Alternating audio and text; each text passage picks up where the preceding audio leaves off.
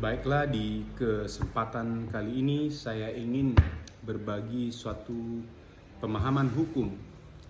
Sebagaimana seringkali kita salah dalam mengartikan suatu pengertian antara perbedaan konflik atau kasus atau perkara atau perselisihan. Seringkali kita salah dalam menyebutkan atau menempatkan kata tersebut di dalam pengucapan dalam suatu permasalahan hukum. Jadi yang perlu kita pahami bahwa perselisihan itu adalah cikal bakal untuk menuju suatu perkara. Jadi itulah yang disebut dengan perselisihan. Hal-hal yang akan menimbulkan suatu perkara nantinya.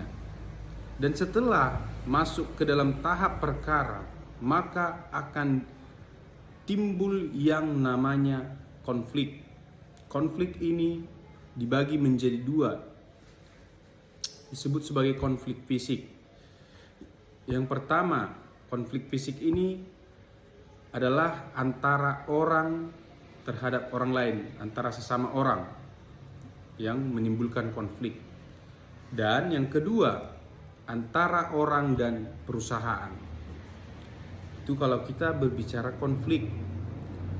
Sebenarnya, sedangkan kalau sudah masuk ke dalam tahap kasus, maka hal tersebut telah masuk ke dalam tahap pidana yang telah dilaporkan kepada penegak hukum, yaitu penyidik atau pihak kepolisian. Maka itu disebut dengan kasus karena dia sudah masuk ke dalam tahap pidana. Jadi seringkali hal-hal tersebut salah diucapkan, bahwa kalau hal tersebut adalah kasus, maka dalam tahap penyidikan dan penyelidikan, hal tersebut masih dikatakan kasus.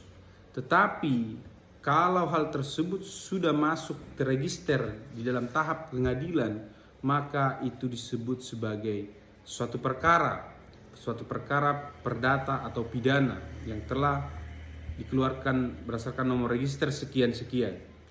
Jadi itu ya teman-teman yang harus kita pahami terhadap perbedaan antara perselisihan, konflik, perkara maupun kasus. Mungkin itu saja yang dapat saya sharing dalam video saya kali ini. Semoga bermanfaat. Apabila teman-teman ingin berkomentar atau memberikan pertanyaan, silahkan isi di kolom komentar saya. Saya akan menjawab di video saya yang berikutnya. Terima kasih.